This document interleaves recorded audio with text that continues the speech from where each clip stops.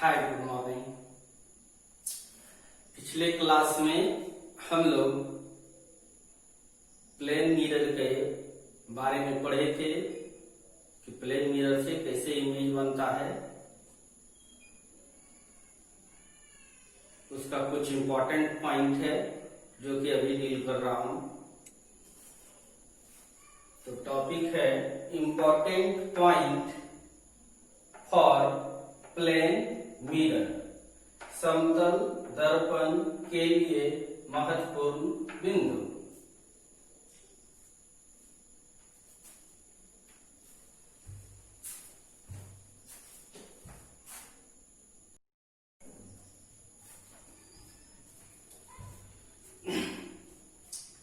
तो पहला देखिए पॉइंट है कि the virtual and erect image, काल्पनिक तथा सीधा प्रतिबिंब इज फॉर्म निर्मित करता है, बनाता है बाय प्लेन मिरर। हिंदी वाले लिखेंगे समतल दर्पण द्वारा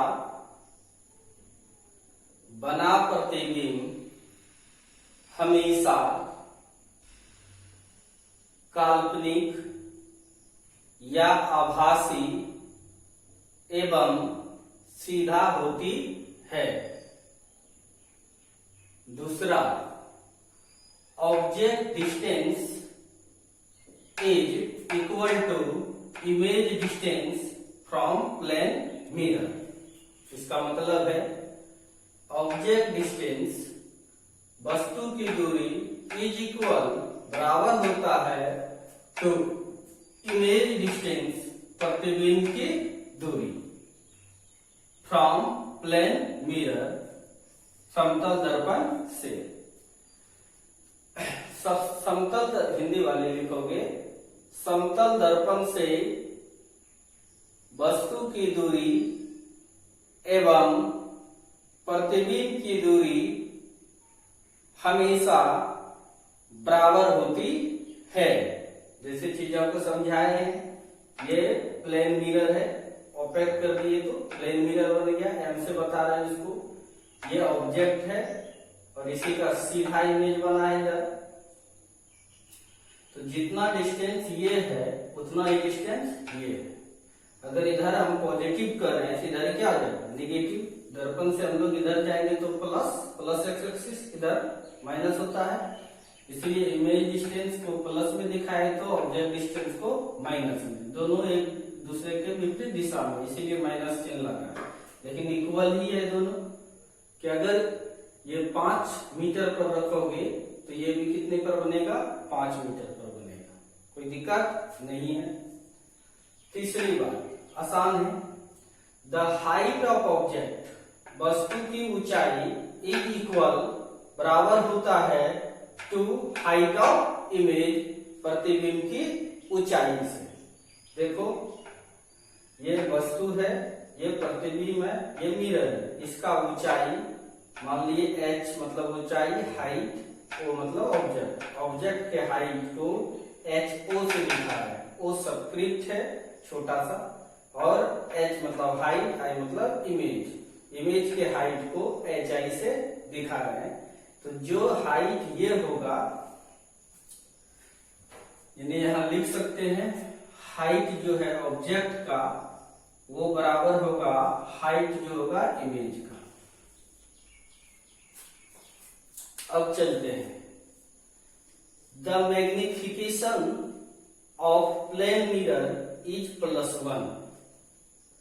लिखो हिंदी वाले, समतल दर्पण का आवर्धन, समतल दर्पण का आवर्धन +1 होता है। समतल दर्पण का आवर्धन +1 होता है।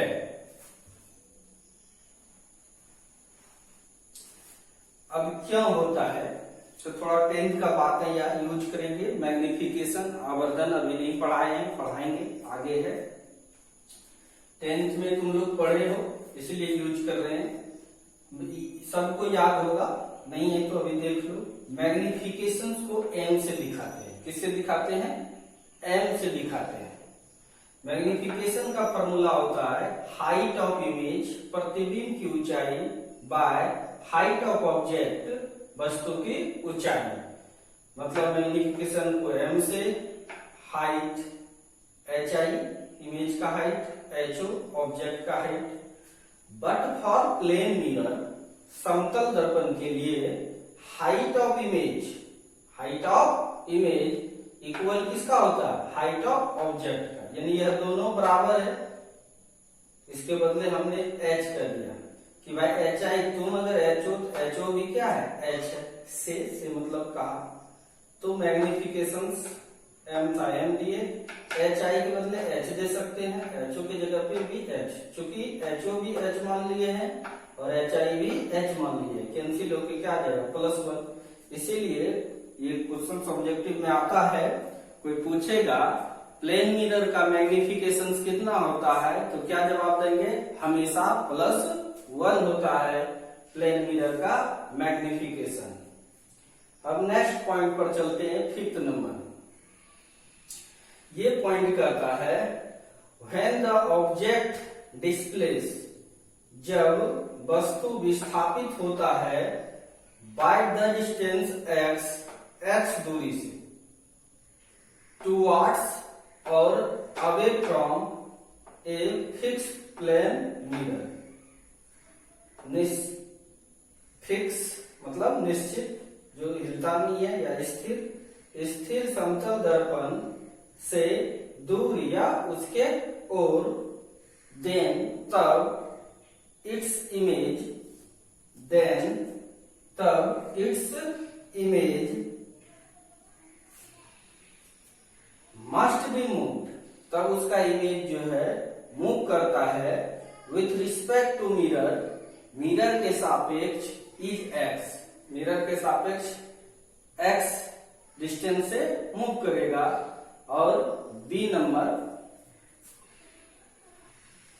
विथ रिस्पेक्ट टू ऑब्जेक्ट, लेकिन वस्तु के सापेक्ष इज 2x, वस्तु के सापेक्ष कितने से करेगा, 2x, टुवर्ड्स और अवे फ्रॉम द मिरर। इसका हिंदी समझेंगे पहले, लिखिए, जब कोई वस्तु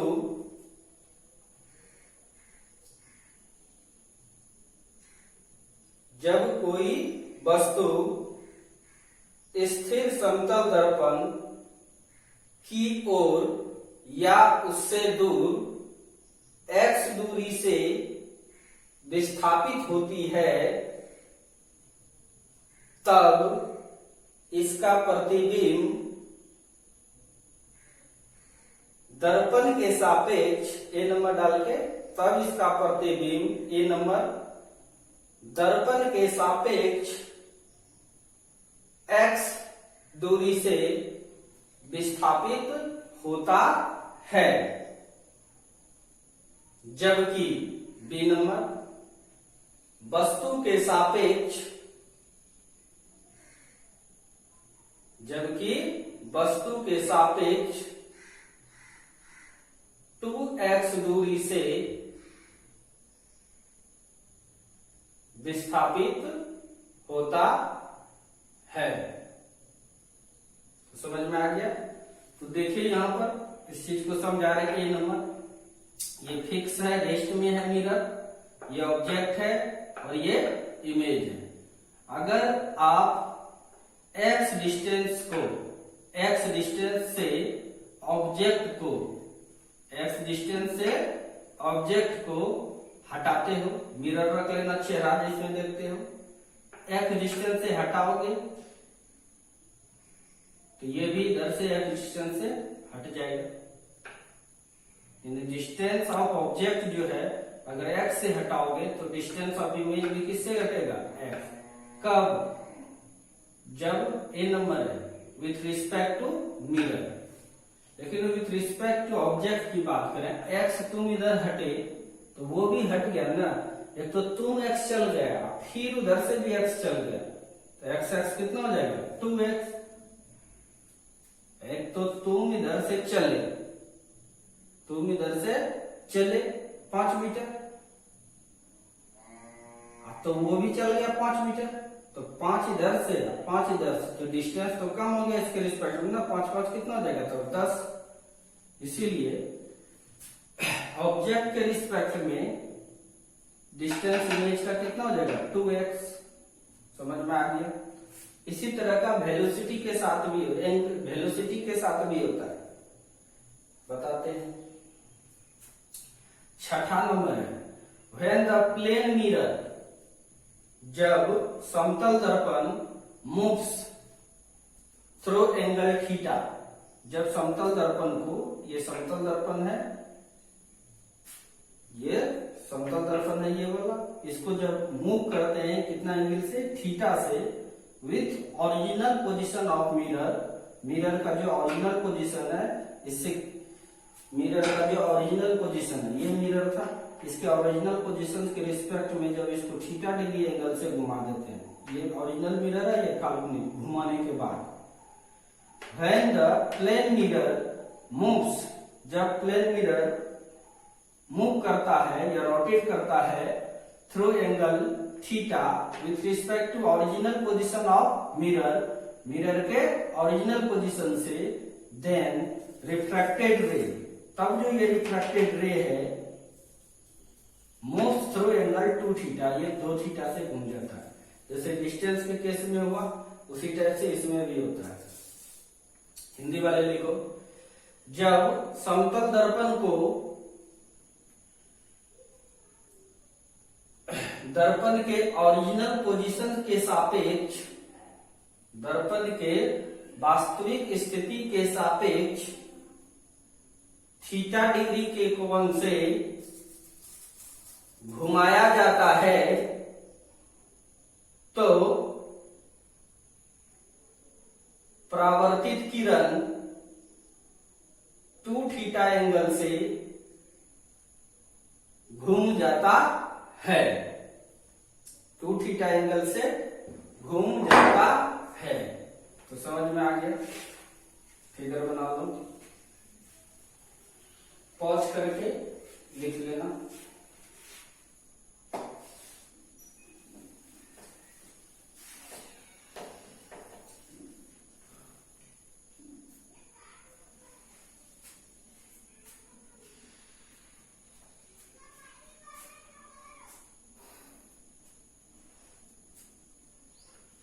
अब तुम 7वां नंबर, ये छठा है ना, 5वां नंबर है, उसमें तुम वेलोसिटी डाल देना।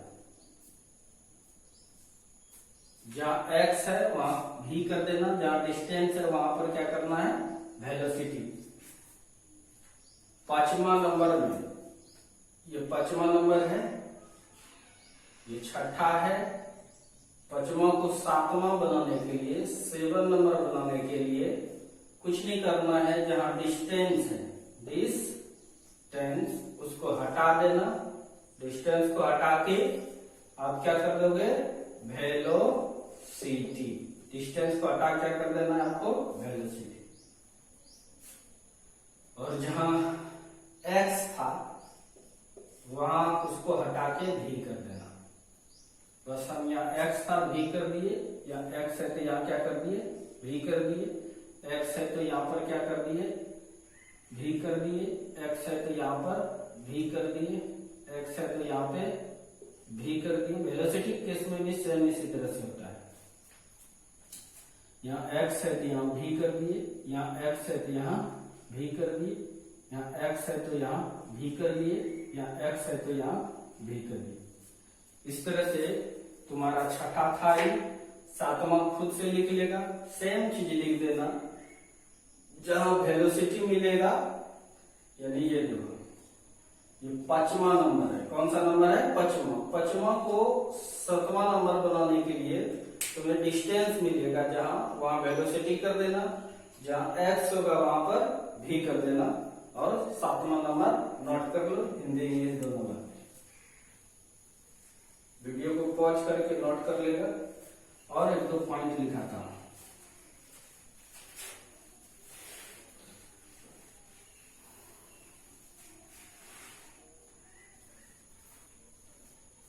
अब देखिए, 7वां हो गया,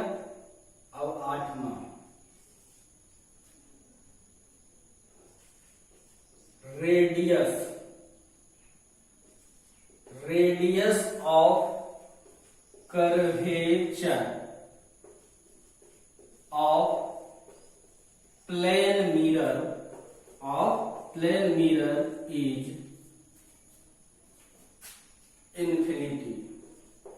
समतल दर्पण का वक्रता त्रिज्या अनंत होती है। भला होगा क्यों? समतल दर्पण तो समतल होता है, ये है तुम्हारा प्लेन दर्पण। ध्यान से देना, एक ये वाला है, एक लिए गोला स्फीयर, एक ये स्फीयर लिए, ये एक ये स्फीयर लिए, और ये और बड़ा ऐसा स्फीयर लिए। तुम देखो यहां पर कर्व मालूम चल रहा है, यहां पर तुम यहां से लेके चलो,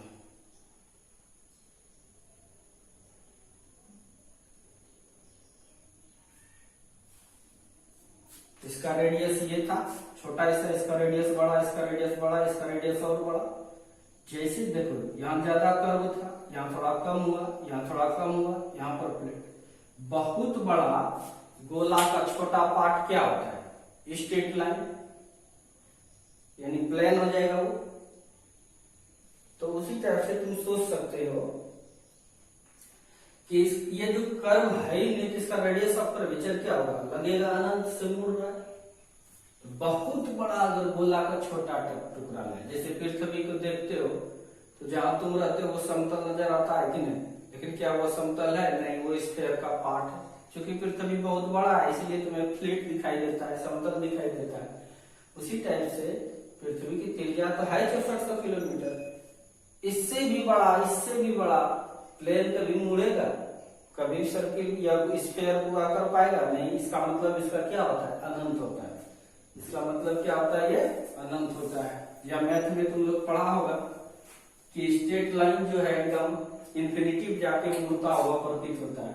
तो ये जब इंफिनिटी पर मुड़ेगा तो इसका रेडियस क्या होगा? इंफिनिटी होगा। रेडियस क्या होगा? इंफिनिटी होगा। अब 7वां 8वां के बाद 9वां, फोकल लेंथ। फोकल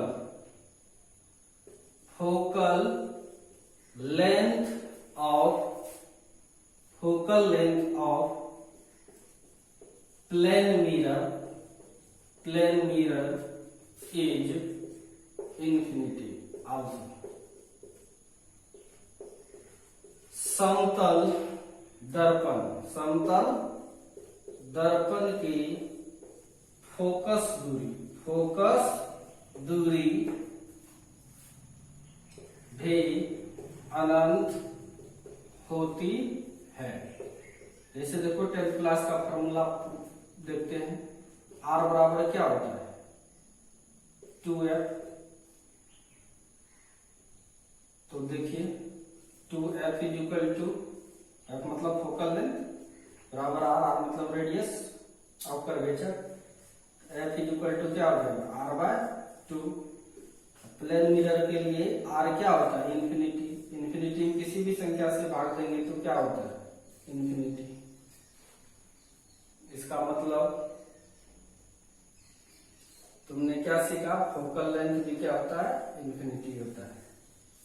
बस इतना सा बात है प्लेन मिरर के लिए, याद रखो, तुम्हारा काम हो जाएगा। इसको उतारो।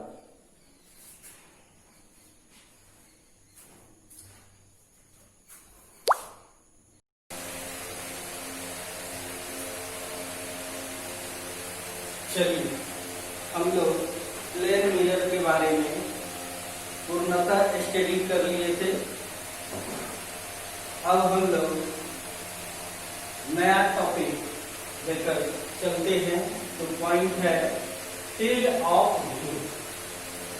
हिंदी में कहते हैं अवलोकन क्षेत्र या दृष्टि क्षेत्र। नाम से, टॉपिक के नाम से ही इसके काम के बारे में तुम्हें पता चल रहा है। अवलोकन मतलब देखना, दृष्टि क्षेत्र आंख से से जहां तक देख सकते हैं, यानी अवलोकन कर सकते हैं। यानी कोई भी ऑब्जेक्ट का इमेज बनता है, मिरर इमेज बनाता है, डिफरेंट मिरर है। देखो तुमने केवल प्लेन मिरर के बारे में पढ़ रखा है, कॉन्केव मिरर भी है, कॉन्वेक्स मिरर भी है। सभी मिरर का अवलोकन क्षेत्र होता है, दृष्टि क्षेत्र होता है। तो मिरर में आप चेहरा देखना चाहते हैं क्या? आप मिरर से कहीं भी खड़ा होइए कर दिखेगा नहीं। मिरर के दृष्टि क्षेत्र में जब तक नहीं रहिएगा तब तक आपको इमेज नहीं मिलेगा। किसी भी मिरर का दृष्टि क्षेत्र होता है, अपना अपना दृष्टि क्षेत्र होता है, अपना अपना अवलोकन क्षेत्र होता है। ऐसा नहीं कि आप कहीं पर गिरेंगे और मिरर आपका चेहरा दिखा देगा, मतलब आपका इमेज बना देगा, ऐसा नहीं होता। उसके क्षेत्र में, उसके दृष्टि क्षेत्र में, उसके अवलोकन क्षेत्र में, उसके फील्ड ऑफ व्यू में जब आप रहोगे तभी आपका इमेज बताएगा। एक सेकेंड,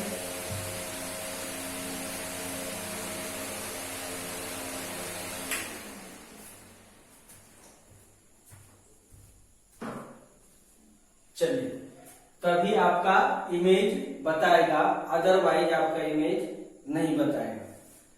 यानी मिरर में इमेज अगर आपको देखना है तो उसके दृष्टि क्षेत्र में आना पड़ेगा, अवलोकन क्षेत्र में आना पड़ेगा, फील्ड ऑफ व्यू में आना पड़ेगा, तभी आपका इमेज वो दिखा सकता है, अदरवाइज नहीं। तो किस मिरर का कितना दृष्टि क्षेत्र होता है इस पर डिस्कस करेंगे अभी हम। तो सबसे पहले जान लेते हैं दृष्टि क्षेत्र है क्या, किसको कहते हैं दृष्टि क्षेत्र। तो देखिए, फील्ड ऑफ व्यू, अवलोकन क्षेत्र या दृष्टि क्षेत्र, the region in front of the mirror, mirror के सामने का वह रीजन, मतलब वह क्षेत्र, इन बीच, जिसमें इमेज ऑफ एनी ऑब्जेक्ट, किसी भी ऑब्जेक्ट का इमेज कैन बी एब्जॉर्ब, देखा जा सकता है, क्लियरली, स्पष्ट रूप से, इज कॉल्ड, कहलाता है, फील्ड ऑफ व्यू, दृष्टि क्षेत्र। हिंदी देखो, दर्पण के सामने का वह क्षेत्र जिसमें किसी वस्तु के प्रतिबिंब को साफ साफ देखा जा सके, उसे दृष्टि क्षेत्र या अवलोकन क्षेत्र कहा जाता है। जैसे एग्जांपल के लिए बताते हैं, एक ये प्लेन मिरर है और ये ऑब्जेक्ट है और इसका इमेज बना, कैसे बना बताएंगे एक एक करके, फिर से केवल ये उतार लेना इससे, ये कैसे कैसे हुआ ये बताएंगे। समझो ये प्लेन मिरर है, इसके सामने यहाँ ऑब्जेक्ट रखे हैं और यहाँ पर इसका इमेज बना। तो अगर आपका आंख इस लाइन और इस लाइन के बीच में है तो यह रीजन जो है, यही रीजन तुम्हारा क्या कहलाएगा, फील्ड ऑफ व्यू। अगर आप यहां रहोगे तो क्या दिखेगा इमेज? आंसर है नहीं। इसी रीजन को अगर इतना बड़ा मिरर रहता, इतना बड़ा मिरर रहता तो इसका फील्ड ऑफ व्यू इतना होता। समझ में आ रहा है कि नहीं? तो देखिए, दर्पण के सामने का वह क्षेत्र, ये दर्पण है, इसके सामने का वह क्षेत्र जिसमें किसी वस्तु के प्रतिबिंब को, जिसमें किसी वस्तु के प्रतिबिंब को साफ साफ देखा जा सके, यानी साफ साफ देखा जा सके। अगर आप यहां रहोगे, अगर मिरर इतने बड़ा है, इतना बड़ा ही मिरर है, मान के चलो इतना बड़ा ही मिरर है,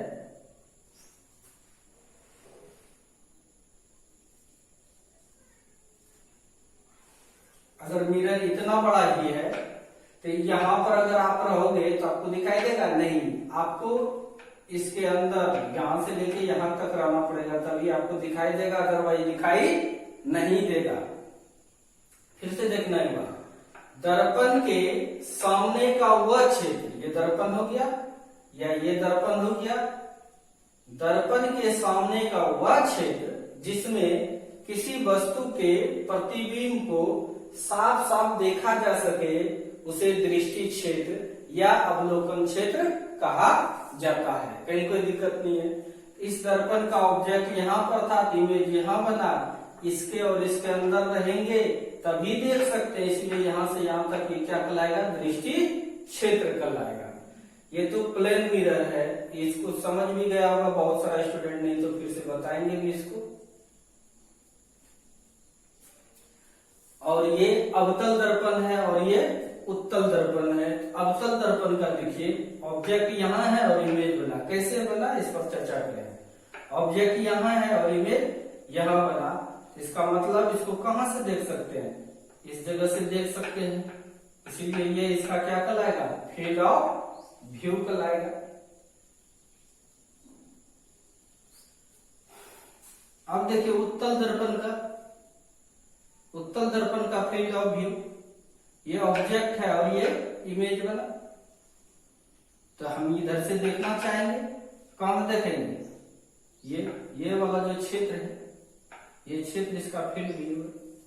तो इससे तुम देखो सबसे ज्यादा फील्ड व्यू किसका होगा, ये भी फैला है लेकिन यह ज्यादा फैला है, इसका मतलब बड़ा क्षेत्र होता है। इसीलिए तो उत्तल दर्पण को साइड मिरर के रूप में यूज भी करते हैं, क्योंकि इसका फील्ड ऑफ व्यू बहुत ज्यादा है, इसीलिए गाड़ी में साइड मिरर के रूप में लगाते हैं। छोटा सा भी मिरर रहता है तो बहुत बड़ा एरिया दिखाते रहता है हमेशा, और ड्राइवर को आसानी होता है। अवतल दर्पण का फील्ड ऑफ व्यू कम होता है और समतल दर्पण का इस दोनों के बीच में होता है। सबसे ज्यादा किसका फील्ड ऑफ व्यू होता है, तो आंसर किसका है, कॉन्वेक्स मिरर का। सबसे कम किसका होता है, कॉन्केव मिरर का। प्लेन मिरर का इसके बीच में होता है, इसीलिए यह बात लिख भी दिए हैं। Field of view is minimum for concave mirror, Hindi वाले लिखोगे, अवतल दर्पण के लिए दृष्टि क्षेत्र सबसे कम होती है। दूसरा, field of view is maximum for convex mirror, उत्तल दर्पण के लिए अवलोकन क्षेत्र अधिकतम होती है।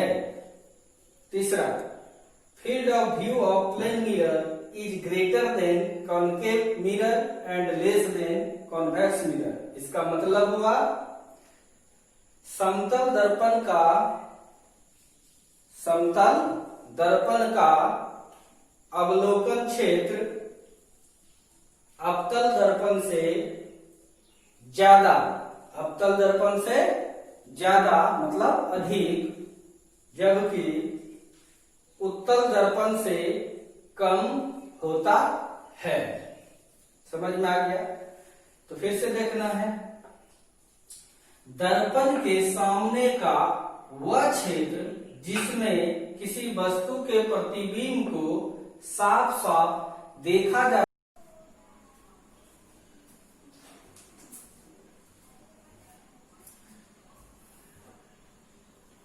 चलिए देखिए, आप लोगों ने सीखा था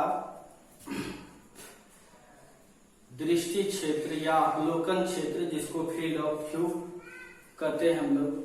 प्लेन मिरर के लिए भी देख लिए थे, कॉन्केव मिरर नहीं भी सीखे थे तो फिर भी उसके कारण इमेज बनाए थे, बाद में पता चलेगा कैसे इमेज बनता है उसका। फिर कॉन्वेक्स मिरर भी नहीं पढ़े हैं, उसका भी इमेज बनाए थे, फील्ड ऑफ व्यू दिखाए थे। उसको थोड़ा दिमाग में रखना, बाद में पता चल जाएगा। बहुत लफड़ा है अभी समझाने में, बेसिक से लेकर के चलेंगे। जब हम लोग स्फेरिकल मिरर पढ़ेंगे, कॉन्केव मिरर, कॉन्वेक्स मिरर, तब उसका इमेज फॉर्मेशन पढ़ेंगे, तब हमको समझ में आ जाएगा। बाकी प्लेन मिरर का तो आपको पता ही है। अब नया टॉपिक है field of view due to two different plane mirror. अब दो अलग अलग समतल दर्पण के कारण अवलोकन क्षेत्र। देखिए, एक मिरर M1 है और दूसरा मिरर M2 है। इसके कारण अवलोकन क्षेत्र अब निकालेंगे, दो अलग अलग है। तो एक ऑब्जेक्ट ले लो, ये ऑब्जेक्ट है वो, तो किसी भी ऑब्जेक्ट, ये ऑब्जेक्ट का इमेज ये मिरर भी बनाएगा और ये मिरर भी बनाएगा। देखते हैं कैसे बनाएगा। तो जिसका इमेज बनाना होता है हमको, जिसका इमेज बनाना होता है हमको, जिसका इमेज हमको बनाना होता है, उससे कम से कम कितना लाइट लेना पड़ता है? 2 रे लाइट का लेना पड़ता है। मैंने पहला रे लिया, आ गया मिरर पर। अब मिरर क्या करेगा? रिफ्लेक्ट करेगा, परावर्तित करेगा। तो अब किधर जाएगा? उसके लिए पहले नॉर्मल ड्रॉ करेंगे। जितना एंगल बनाया नॉर्मल से, उतना एंगल बनाकर यह लाइन चला गया इधर। दूसरा रे जो यहाँ से आया यहाँ, अब किधर जाएगा? तो नॉर्मल ड्रॉ की, जो एंगल बनाया नॉर्मल से, उतना एंगल बनाकर ये चला जाएगा। अब यह दोनों कहीं इधर मिल नहीं सकता है। इसका मतलब अब पीछे लाइन खींचना होगा, खींचे तो यहाँ पर इमेज बनाए। जैसा कि जानते हैं कि समतल दर्पण के अंदर में इमेज बनता है। यहाँ पर बन गया आई इमेज, M2 मिरर है इसलिए I2 नाम दे दिए। इसका ये फील्ड ऑफ व्यू हुआ, इसका ये फील्ड ऑफ व्यू है। अब ये वाला मिरर को लेके चलते हैं। यहां से चलिए, पहला रे गया, किधर जाएगा? नॉर्मल चाहिए। जो एंगल ये बनाया, जो एंगल ये बनाया, उतना एंगल बना के ये रिफ्लेक्ट हो गया। दूसरा रे जो यहाँ से गया, नॉर्मल चाहिए। जो एंगल बनाया वो एंगल से रिफ्लेक्ट हो गया। यह भी लाइन ऊपर कहीं मिलने वाला नहीं है, तो पीछे बढ़ाए दोनों को तो दिखेगा कहाँ पे? यहाँ पर इमेज बना। क्योंकि ये M1 है इसलिए I1 हो गया। यानी ये वाला मिरर I2 इमेज बनाया, ये वाला मिरर I1 इमेज बनाया। इसमें कहीं कोई दिक्कत नहीं है। इसका फील्ड ऑफ व्यू ये वाला होगा, इसका फील्ड ऑफ व्यू ये वाला होगा। देखो ये मिरर बड़ा था, इसका फील्ड ऑफ व्यू ज्यादा था। ये मिरर छोटा था, इसका फील्ड ऑफ व्यू कम हुआ। इसका मतलब ऑब्जेक्ट पर फील्ड ऑफ व्यू डिपेंड नहीं करता है। ऑब्जेक्ट के पोजीशन पर तो करेगा, ऑब्जेक्ट पर फील्ड ऑफ व्यू डिपेंड नहीं करता है। किस पर करता है? मिरर के साइज पर। अगर मिरर बड़ा रहेगा तो उसका फील्ड ऑफ व्यू बड़ा होगा, अगर मिरर छोटा होगा तो फील्ड ऑफ व्यू भी उसका छोटा होगा। तो वही लिख भी दिए यहाँ पे, the field of view is different. Field of view जो है वो डिफरेंट होता है, अलग अलग होता है फॉर डिफरेंट प्लेन मिरर, अलग अलग समतल दर्पण के लिए। For a single object, single object का, एक वस्तु का अलग अलग समतल दर्पण द्वारा, एक वस्तु का अलग अलग समतल दर्पण द्वारा अलग अलग अवलोकन क्षेत्र होता है, अलग अलग अवलोकन क्षेत्र होता है। एक वस्तु का अलग अलग समतल दर्पण द्वारा अवलोकन क्षेत्र अलग अलग होता है। फिर से सुनना, एक वस्तु का अवलोकन क्षेत्र अलग अलग समतल दर्पण के द्वारा अलग अलग होता है। समझ में आ गया? कहीं कोई दिक्कत नहीं है,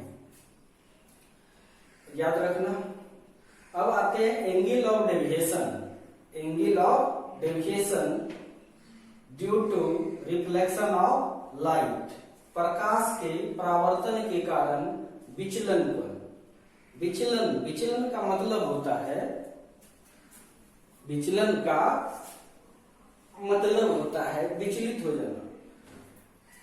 जैसे आप जा रहे थे इधर, तुम्हारा मार्ग था इधर और तुम चले गए इधर। तुम्हारा मार्ग था इंजीनियर बनना और तुम चले गए रेलवे में, तो क्या हुआ? तुम विचलित हो गया। घर से आए थे तुम पढ़ने के लिए, लेकिन भागलपुर आया, माहौल मिला वैसा, और तुम क्या किए? डेविएट कर गए, विचलित हो गए। तो विचलन का मतलब होता है कोई रे जो आ रहा है वो मिरर जिधर जाना चाहिए उधर नहीं जाने देता, उसको रिफ्लेक्ट कर देता है। जिधर कोई रे, अगर सपोज दैट ये मिरर है, इस पर यह रे आया, इस पर ये रे आया, तो इसको इधर ही जाना चाहिए था नीचे, लेकिन नहीं जाने देता, उसको इधर कर देता है, विचलित करता है। वही है विचलन कोण। तो विचलन कोण देखिए आसान है। विचलन कोण बिल्कुल आसान है, जैसे तुमको समझा देता है। जैसे देखिए कोई मिरर है, कोई मिरर है सपोज ये रे आया, अगर मिरर नहीं रहता तो ये रे सीधा चला जाता, ये इसका ओरिजिनल पाथ था, ये क्या था इसका ओरिजिनल पाथ। लेकिन ये इधर जाएगा नहीं, किधर जाएगा उसके लिए नॉर्मल ड्रॉ करना पड़ेगा। तो मैंने एक नॉर्मल ड्रॉ किया, जितना एंगल ये बनाया उतना एंगल बना करके ये चला जाएगा, इसको आर करते हैं हम लोग। इसका मतलब क्या है, ये रे को जाना किधर चाहिए था, इधर, यही ओरिजिनल पाथ है इसका, ये इसका ओरिजिनल पाथ है। लेकिन यह विचलित हो गया, यह विचलित हो गया। कौन क्या विचलित, मिरर, क्यों, रिफ्लेक्शन के कारण। क्यों क्या विचलित, रिफ्लेक्शन के कारण। जाना चाहिए था इधर, इधर नहीं गया, रिफ्लेक्शन के कारण यह विचलित हो गया इधर। इसका मतलब ये जो एंगल है यही एंगल है विचलन कोण। इसको डेल्टा से दिखाते हैं, डेल से। किसे दिखाते हैं, डेल से। तो यही है तुम्हारा विचलन कोण। इसका मतलब विचलन कोण का डेफिनेशन बनाएंगे हम लोग। ये ओरिजिनल है, देखिए, the angle between original path of incident ray and reflected ray.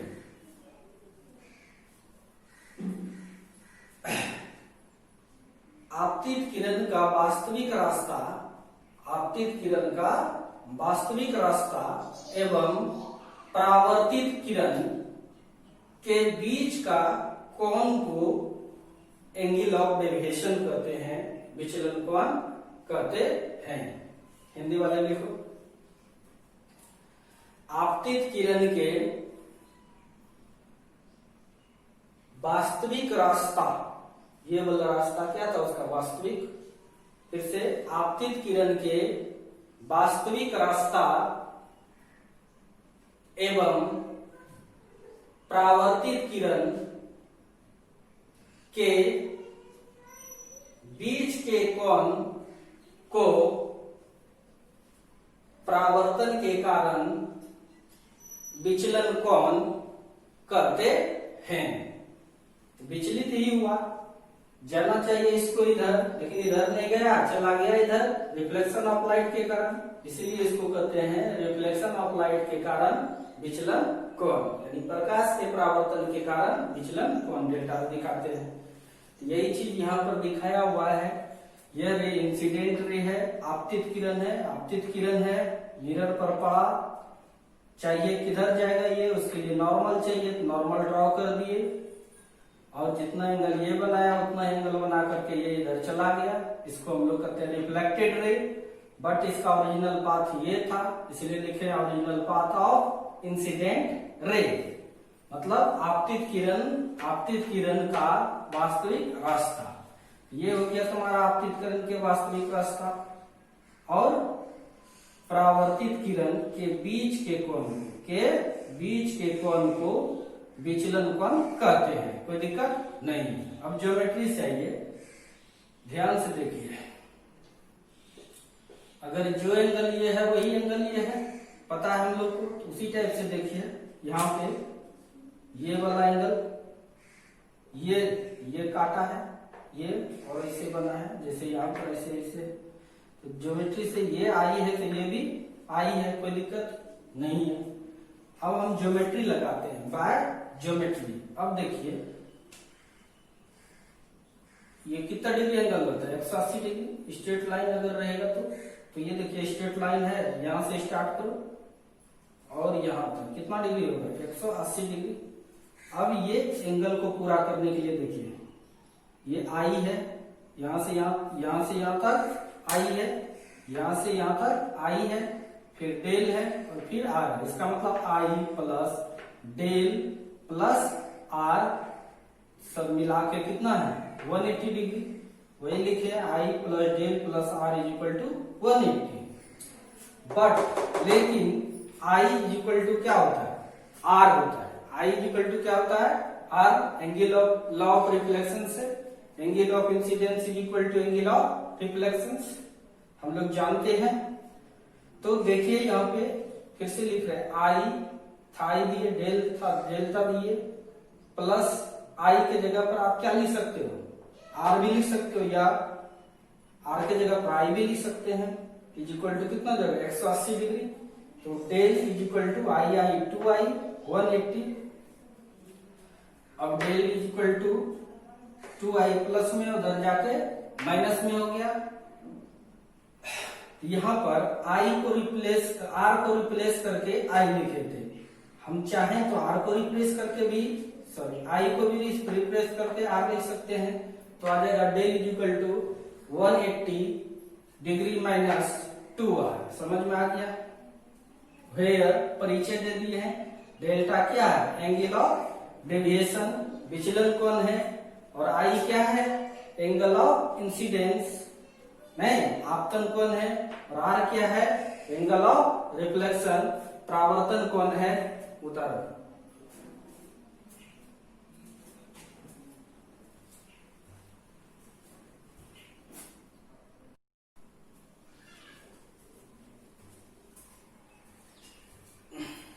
देखिए हम लोगों ने अभी सीखा था just angle of deviation due to reflection. Reflection के कारण एंगल ऑफ डेविएशन क्या था, लेकिन वो सिंगल मिरर के लिए था, एक ही दर्पण था, तो निकला था एंगल ऑफ डेविएशन क्या निकला था, delta is equal to 180 degree minus 2i, या दूसरा निकला था 180 degree minus 2r। Single mirror के लिए एंगल ऑफ डेविएशन था 180 डिग्री माइनस 2i या 180 डिग्री माइनस 2r।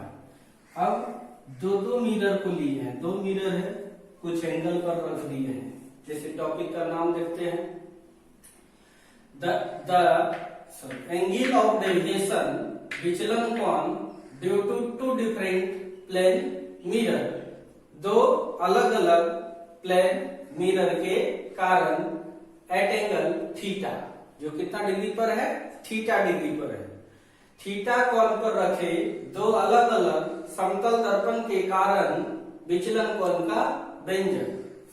जैसे देखिए, let us consider about two mirror, one is M1 and other M2।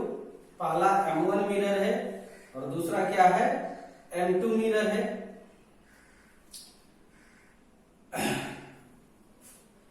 तो दोनों मिरर में देखते हैं रिफ्लेक्शन, रिफ्लेक्शन के लिए लाइट को लाना पड़ेगा। जैसे देखिए आपको समझा देता हूं, यहां पे देखो ये मिरर है, M1 मिरर है, और ये मिरर तुम्हारा M2 मिरर है।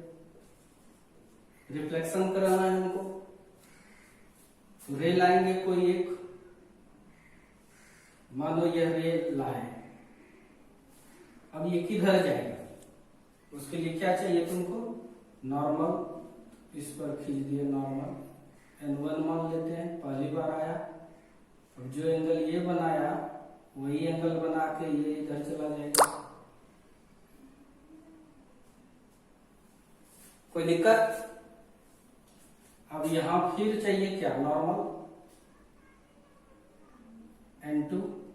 अब जो एंगल ये बनाया वही एंगल ये बनाकर चला जाएगा इधर।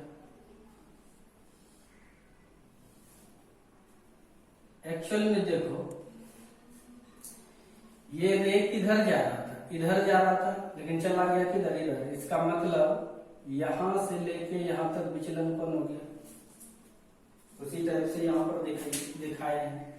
पहला रे आया, दर्पण पर टकराया, कि जाना चाहिए किधर, एकदम सीधे, ये ओरिजिनल पाथ है इसका, लेकिन इधर नहीं गया, रिफ्लेक्शन हुआ। रिफ्लेक्शन के लिए हमको पहले नॉर्मल लेना पड़ता है, तो यहाँ पर 90 डिग्री खींच लिए। उसके बाद जितना एंगल से इंसिडेंट करता है आई, उतना ही से रिफ्लेक्ट करता है आर, लेकिन यहाँ पर मैंने अल्फा माना है इसको भी क्या मान लिया, अल्फा, इसलिए कि आई और आर दोनों बराबर होता है। तो यह लाइट यहाँ से फिर यहाँ पर पड़ा, इस मिरर पर, M2 मिरर पर।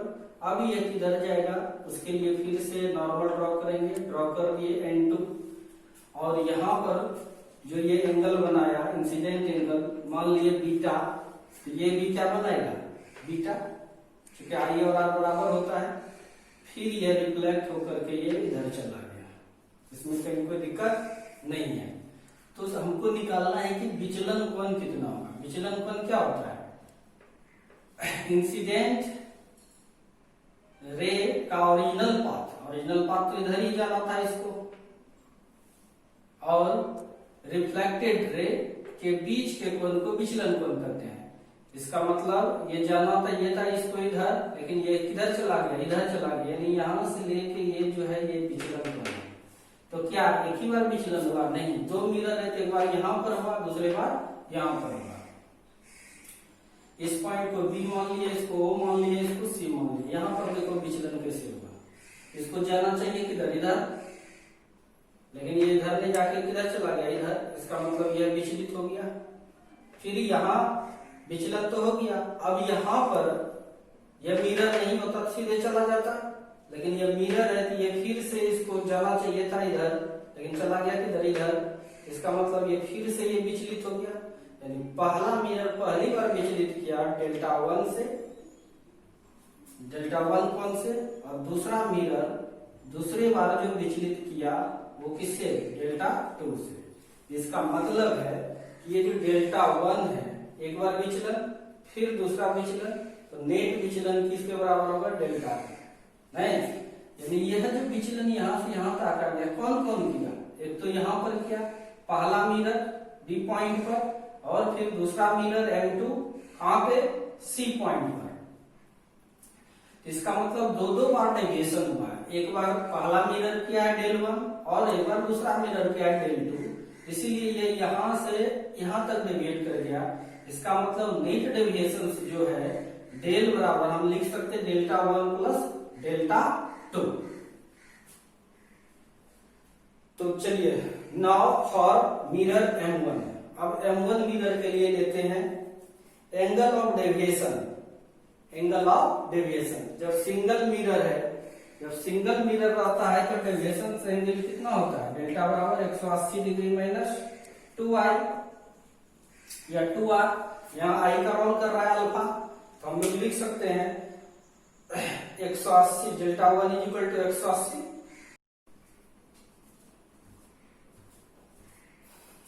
देखिए कुछ टेक्निकल फॉल्ट पर था, रिकॉर्ड पूरा नहीं हो पाया, यहां तक रिकॉर्ड हो गया था, उसके बाद देखिए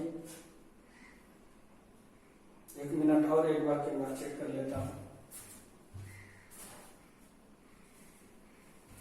ओके, कोई दिक्कत नहीं है। चलिए देखिए, तो फॉर मिरर M2 मिरर के लिए, मिरर M2 जो विचलित किया जाना चाहिए था इधर, भेज दिया इधर, उसके लिए डेविएशन एंगल का फॉर्मूला देते 180 माइनस 2i। M2 के लिए i का रोल बीटा कर रहा है, इसलिए 180 माइनस 2 बीटा हो गया। अब net deviation of net angle of deviation, अब नेट एंगल ऑफ डेविएशन जो है डेल्टा नेट, वो एक बार यहां डेविएट हुआ है, दूसरी बार यहां। इसका मतलब डेल्टा नेट जो है वो डेल्टा 1 प्लस डेल्टा 2 है। तो यहां पर देखिए delta net is equal to delta 1 plus delta 2। तो delta net delta 1 place the value delta 1 here 180 degree minus 2 alpha, put 180 degree minus 2 alpha, and also delta 2 180 degree minus 2 beta plus 180 degree minus 2 beta. Now delta net is equal to 180 360 minus 2 alpha minus 2 beta. Del net is equal to 360 minus 2 common. Then here alpha plus beta. यहां तक समझ गए हम लोग, और ये equation इसको first let कर लिए। अब आते हैं अल्फा प्लस बीटा, ये हम खुद मान लिए, क्वेश्चन में नहीं कर रहा है, इसलिए इस वैल्यू। चलिए देखिए, बार बार टेक्निकल फॉल्ट होने के कारण थोड़ा ज्यादा परेशान हो रहे हैं। यहां तक कंप्लीट हो गया था। अब हम लोग देखते हैं ये जो अल्फा प्लस बीटा है, ये क्वेश्चन में दिया नहीं है, ये हम खुद लेट किए हैं, माने हैं इसका मतलब इसके वैल्यू को रिप्लेस करना पड़ेगा। थीटा दिया है क्वेश्चन में, तो फॉर्मूला में भी थीटा ही रहना चाहिए, अल्फा बीटा नहीं रहना चाहिए। उसको रिप्लेस करने का कोशिश कर रहे हैं, उसके लिए हम इस्तेमाल करेंगे ज्योमेट्री को। किसको इस्तेमाल करेंगे? ज्योमेट्री को। और ज्योमेट्री में इस्तेमाल कर रहे हैं इन ट्रायंगल बीओसी। इस ट्रायंगल को ले रहे हैं। हम जानते हैं त्रिभुज के तीनों कोनों का योग 180 डिग्री होता है। पहले पता कर लेते हैं तीनों एंगल है कितना कितना। पहला तो क्वेश्चन में दिया ही है, थीटा है। दूसरा ये एंगल कितना है? बच्चा पार्टी यहां से लेके यहां तक कितना डिग्री है? 90 डिग्री है। 90 पूरा यहां से लेके यहां तक 90 में अगर बीटा को माइनस कर दूं, 90 में अगर इस बीटा को माइनस कर दूं तो ये क्या हो जाएगा? 90 माइनस बीटा हो जाएगा। फिर उसी तरह से यहां पर चलते हैं। ये यहां से लेके ये पूरा एंगल 90 डिग्री है। क्योंकि मिरर पर ये नॉर्मल है, ये 90 डिग्री हुआ। अगर इतना एंगल घटा दें, इतना एंगल क्या है? अल्फा है, घटा दूं तो ये एंगल बचेगा, तो ये एंगल हो जाएगा 90 माइनस अल्फा। इसका मतलब इस ट्रायंगल का हमें तीनों एंगल पता हो गया। ये 90 माइनस अल्फा है, ये 90 माइनस बीटा है और ये वाला थीटा दिया हुआ है। तो हम जानते हैं त्रिभुज के तीनों कोनों का योग 180 डिग्री होता है। तो हम चलते हैं 90 माइनस अल्फा, 90 माइनस बीटा, दो कोण हो गया। तीसरा कोण है थीटा हो गया। और कितना डिग्री हो गया? 180 डिग्री। यहां से 90 प्लस 90 करेंगे तो 180 हो जाएगा। Minus alpha minus beta plus theta is equal to 180 degree. इसलिए 180 डिग्री माइनस कॉमन ले लो यहाँ पे, तो minus alpha plus beta plus theta is equal to 180 degree. 180 degree plus theta, इधर ये प्लस में 180, इधर माइनस में हो जाएगा 180 degree is equal to, minus है तो प्लस हो जाएगा अल्फा प्लस बीटा। इसलिए 180 प्लस माइनस खत्म, कट जाएगा। तो theta is equal to alpha plus beta. ओ सर दिखाई दिया कि अल्फा प्लस बीटा जो है वही तो थीटा है। अल्फा प्लस बीटा जो है वही तो थीटा है। हम तो यही चाह रहे थे कि अल्फा प्लस बीटा नहीं लिखना है। तो चलते हैं putting the value of equation second in equation first. समीकरण फर्स्ट में सेकेंड का मान रखने पर समीकरण फर्स्ट को यहां से लाओ। Delta net is equal to 360 minus two ये अल्फा प्लस बीटा सेकेंड से क्या जानते हैं? वो थीटा, इसलिए हमने क्या लिखा? थीटा लिखा। चलिए बहुत अच्छी बात। सबको आप लोग पढ़िए, मन लगा के कॉपी में नोट कीजिएगा तभी आप पढ़ पाइएगा अच्छे से। Thank you. फिर मिलते हैं कल।